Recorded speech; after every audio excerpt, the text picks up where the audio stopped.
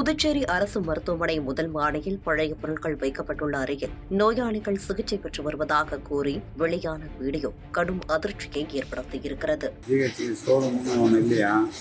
Medical வார்டில் அப்படி இருக்குது.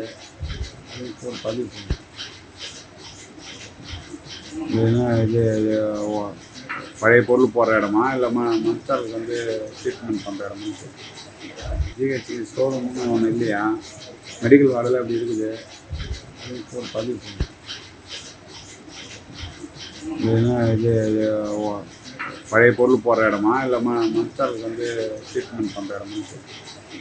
ஜிஹெச் ஸ்டோர் ரூம்னு ஒன்று இல்லையா? மெடிக்கல் வார்டில் அப்படி இருக்குது.